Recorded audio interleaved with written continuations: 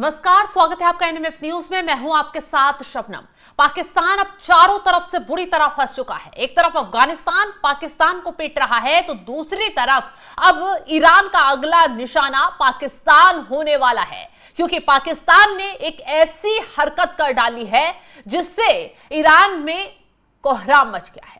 दरअसल middle east के रणक्षेत्र में मचे कोहराम के बीच कूटनीति के गलियारों से सबसे बड़ी खबर निकलकर सामने आई है। कल तक जो पाकिस्तान पर्दे के पीछे से ईरान के साथ दोस्ती की पींगे बढ़ा रहा था, सऊदी अरब की एक घुड़की ने उसकी सारी हेकड़ी निकाल कर रख दी। सऊदी अरब ने जैसे ही अपनी डिफेंस डील की याद पाकिस्तान को दिलाई और कहा, मदद का नल बंद करने की धमकी दी और तेल का व्यापार रोक भी दिया, पाकिस्तान बुरी तरह छटपटा उठा।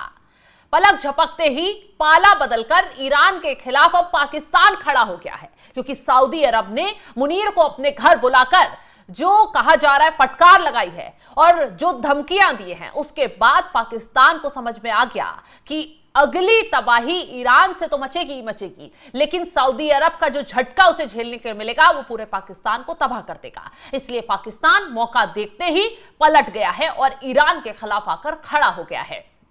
आपको बता दें, संयुक्त राष्ट्र सुरक्षा परिषद यानी यूएनएससी में बहरीन की अगुवाई में ईरान के खिलाफ एक निंदा प्रस्ताव लाया गया। इस प्रस्ताव का मकसद खाड़ी देशों पर ईरान द्वारा किए गए मिसाइल और ड्रोन हमलों की कड़े शब्दों में निंदा करना था। हैरान करने वाली बात यह है कि पाकिस्तान, जो अक्सर मुस्लिम उम्मा और पड़ोसी धर्म की दुहाई देता है और इस्लामिक धर्म को लेकर वो अपने आप को महान दिखाता है, उसने चीन और रूस जैसे दिग्गजों के विपरीत जाकर, उनके खिलाफ जाकर इस प्रस्ताव के पक्ष में वोट डाल दिया। अब ये मामला बेहद चौंकाने वाला था। चलिए ग्राफिक्स आपको दिखाते हैं, पहले मामला विस्तार से बताते हैं क्या हुआ बैठक में।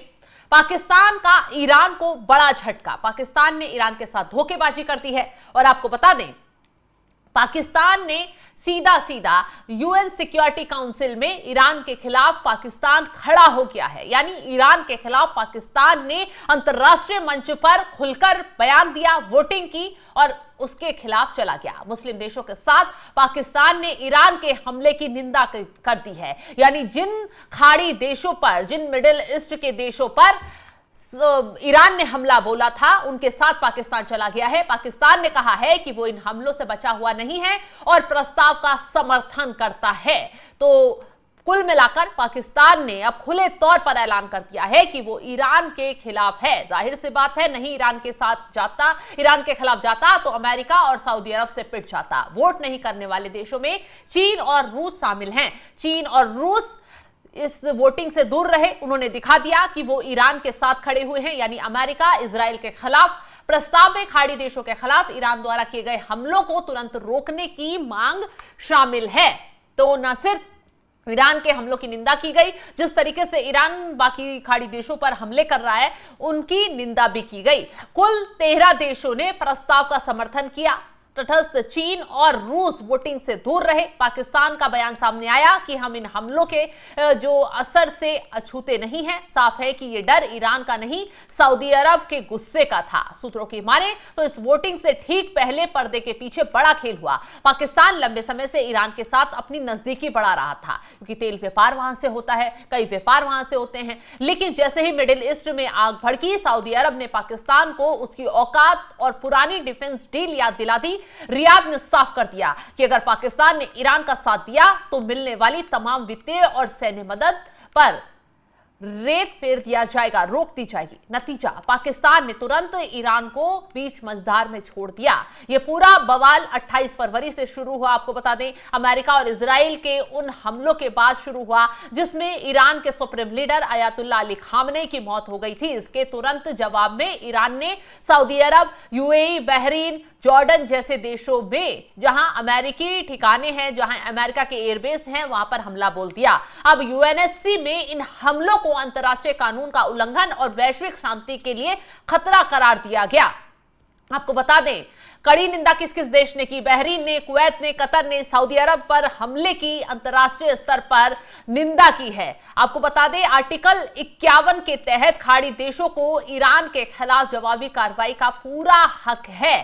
तो हॉर्मुज जलडमरू मध्य में जहाजों को निशाना बनाने पर ईरान की क्लास लगाई गई है और जॉर्डन और खाड़ी देशों की क्षेत्रीय अखंडता की सुरक्षा का संकल्प लिया गया है। जहां रूस और चीन जैसे देश ने ईरान का साथ न छोड़ते हुए वोटिंग से दूरी बनाई है, वहीं पाकिस्तान की बेवफाई ने साबित कर दिया है कि उसकी विदेश नीति केवल कर्ज और खौफ के तराजू पर टिकी हुई है। क्या है यूएनएससी पावर सेंटर? संयुक्त राष्ट्र सुरक्षा परिषद दुनिया की सबसे ताकतवर संस्था है जिसका जिम्मा वैश्विक शांति बनाए रखना है। इसमें 5 स्थायी सदस्य वीटो पावर वाले और 10 अस्थायी सदस्य होते हैं। पाकिस्तान फिलहाल अस्थायी सदस्य के तौर पर वहां मौजूद है, जहां उसने अपनी साख बचाने के चक्कर में ईरान से दुश्मनी मोल ले ली है। अब कहा जा रहा है कि ईरान का अगला निशाना पाकिस्तान भी हो सकता है। क्यों? क्योंकि जाहिर सी बात है, सऊदी अरब और बाकी खाड़ी देशों पर जिस तरीके से अमेरिकी एयरबेसों को ईरान ने निशाना बनाया तो बाकी मुस्लिम देशों में हाहाकार मच गया। अब ऐसे में पाकिस्तान जो है वो ईरान का ही साथ दे रहा था या फिर पर्दे के पीछे से खेल कर रहा था, लेकिन सऊदी अरब को समझ में आ गया कि अगर पाकिस्तान इस तरह खेल करता रहा तो बाकी देश जो हैं वो कमजोर होते जाएंगे। अब ऐसे में सऊदी अरब ने तुरंत छुटते ही मुनीर को अपने घर बुलाया, फटकार लगाई और अब पाकिस्तान जो है इस बात को लेकर पलट गया है। पाकिस्तान ईरान के खिलाफ आ गया है और जाहिर सी बात है, ईरान के खिलाफ खड़ा रहेगा पाकिस्तान तो उसी तरह तबाही झेलेगा जिस तरह सऊदी अरब पर हमले हो रहे हैं, जिस तरह कतर पर हमले हो रहे हैं, जिस तरह यूएई पर हमले हो रहे हैं। तो अब अगला निशाना पाकिस्तान का हो सकता है। जिस तरीके से अंतर्राष्ट्रीय मंच पर पाकिस्तान ने ईरान के साथ धोखेबाजी की है, उसका नतीजा पाकिस्तान को बुरी तरह भुगतने को मिल सकता है। तो फिलहाल जो पाकिस्तान ने किया उसको लेकर आप क्या कुछ राय रखते हैं, कमेंट बॉक्स में जरूर बताइएगा और तमाम बड़ी खबरों की अपडेट के लिए आप हमारे साथ जुड़े रहें। नमस्कार।